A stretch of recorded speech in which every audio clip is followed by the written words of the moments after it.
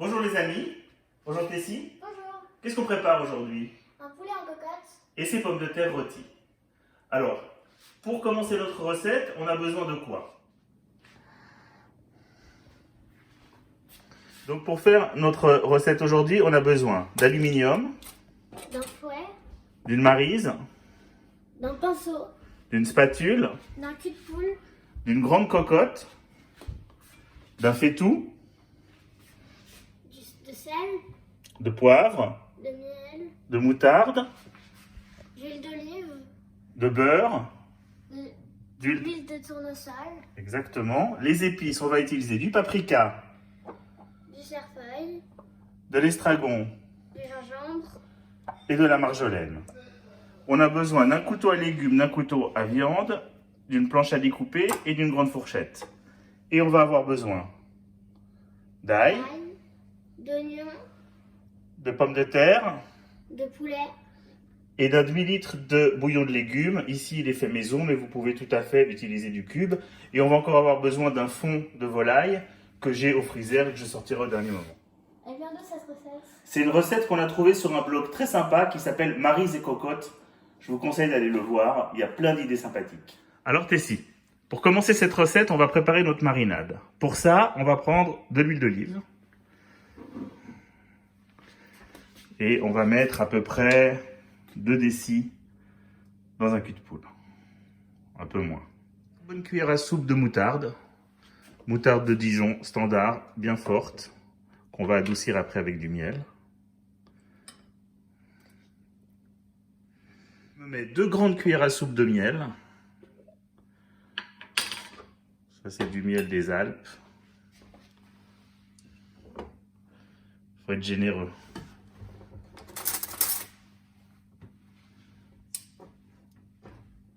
Ensuite, on met une bonne cuillère de paprika doux. Ça, c'est du paprika qui vient directement de Hongrie. Une bonne cuillère. On ajoute du sel.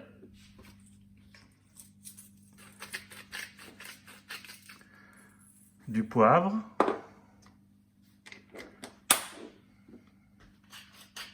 Généreux sur le poivre. Et on va mettre du gingembre. Si vous avez du gingembre frais, c'est mieux, vous le râpez. Moi, malheureusement, j'en ai pas en période de Corona. On met du gingembre. Et on va ajouter à notre marinade 2 oignons hachés très fins.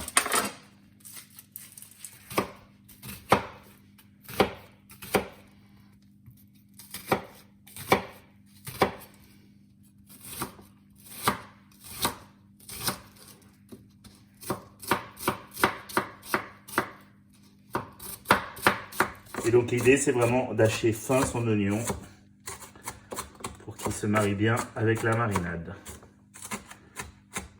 Et on incorpore ces oignons hachés fins dans la marinade. Voilà, et maintenant on va s'occuper de rajouter 2 gousses d'ail écrasées. Donc on prend 2 gousses d'ail qu'on va écraser et incorporer à notre marinade. Et on n'oublie pas, avec nos gousses d'ail, avant de les écraser, d'enlever toujours le germe. Voilà, j'ai mis 2 gousses d'ail dans mon presse. On met un peu de force. Et on ajoute ces 2 gousses d'ail. Et maintenant, Tessie va nous mélanger notre marinade.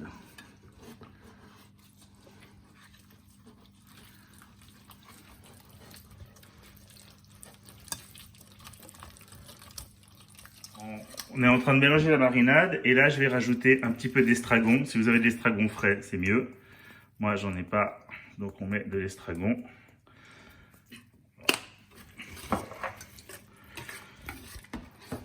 Et on va avoir ce petit goût de moutarde à l'estragon de notre enfance qui va revenir dans le poulet. Notre marinade est prête, notre poulet est prêt à prendre son bain. À ce stade, si vous avez un bouquet garni, c'est sympa de mettre dans le poulet. Moi, j'en ai pas, donc on va faire sans. Donc l'idée, c'est d'y aller franco. On met le poulet dans la marinade. On le retourne bien dans tous les sens. Il prend son dernier bain. Et le T6, c'est la cuisine, ça tâche.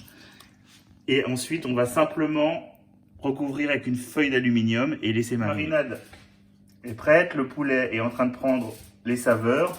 Tessie, tu me recouvres ça s'il te plaît avec une feuille d'aluminium.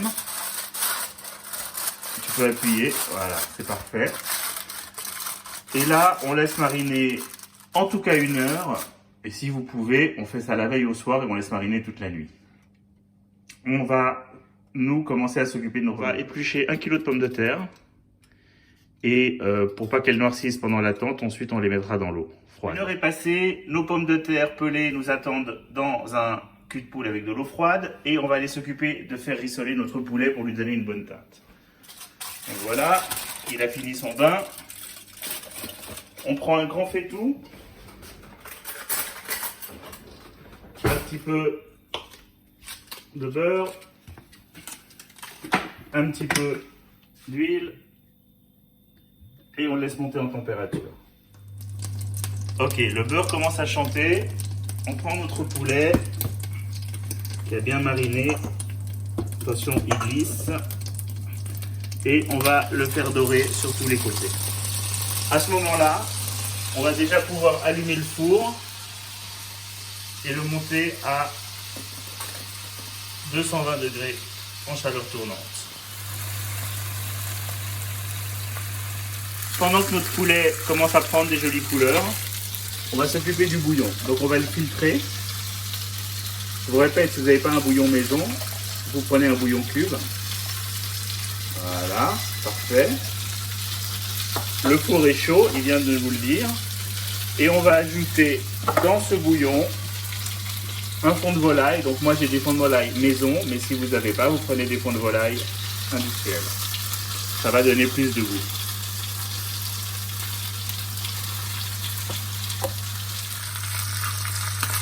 Le poulet doit être bien grillé sur toutes ses faces.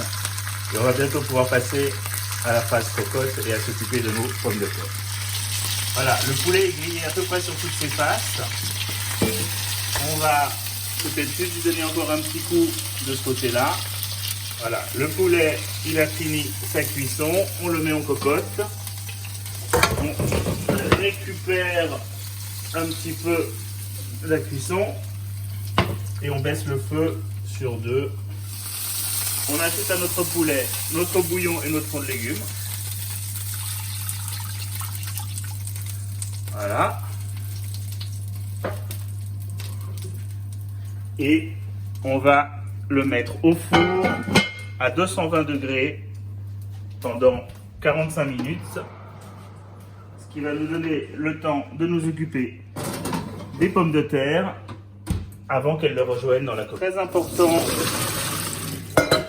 de sécher ces pommes de terre avec un torchon propre parce qu'on ne veut pas que cette eau vienne empêcher la caramélisation dans notre cuisson.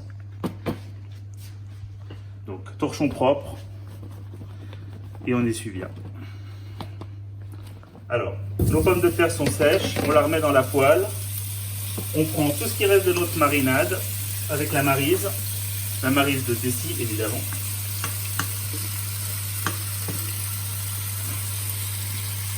Et on va laisser cuire et caraméliser ces pommes de terre dans leur marinade.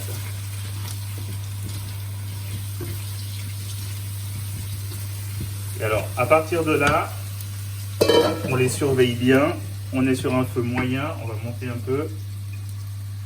Et on les surveille bien parce que l'idée, c'est pas qu'elles brûlent, mais c'est vraiment qu'elles cuisent et qu'elles caramélisent. Si elles ne sont pas complètement cuites, c'est pas dramatique parce qu'elles vont ensuite passer une demi-heure au four dans la cocotte. Et si vous avez vraiment des différences de taille, coupez-les en 2. Par exemple, là, il y en a une qui est un peu grande. Hop! Comme ça, on aura des cuissons à peu près égales sur toutes nos pommes de terre.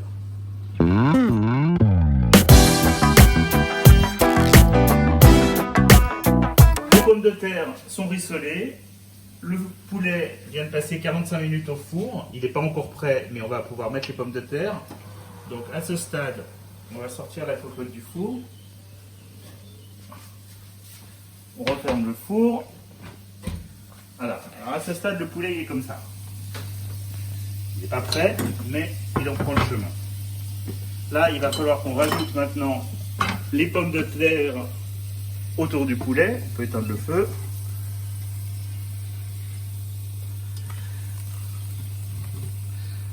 Voilà. Parfait.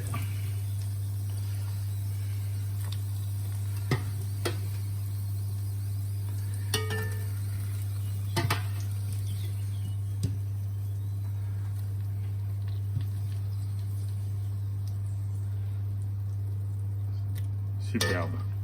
Donc à ce stade, on va remettre le couvercle sur la cocotte. On va remettre au four pour 30 minutes de cuisson avec couvercle. Ensuite, on regardera le niveau de la sauce et on partira pour 15 minutes de cuisson sans le couvercle pour bien donner une jolie coloration avant de servir. Voilà, ça repart au four.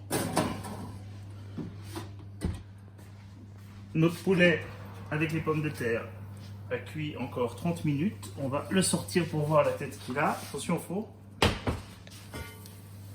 Voilà, il commence à être bien sympathique.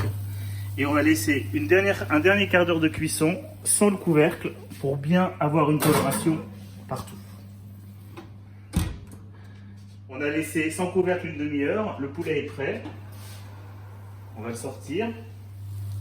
Voilà la bête, juste sortie du four. Et maintenant, on va séparer le poulet, les pommes de terre et la sauce.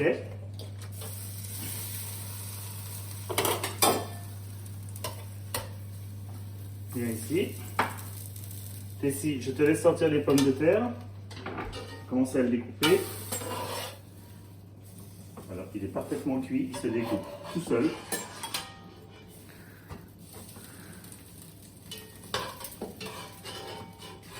Ça va être un bonheur.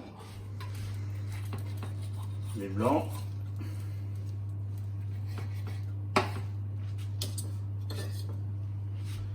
L'autre blanc. Et on n'oublie pas évidemment les solides.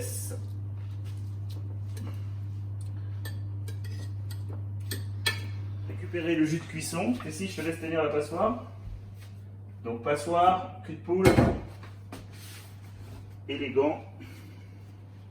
Parce que dans la vie, il faut toujours être élégant. Attention, mets-toi bien dessus.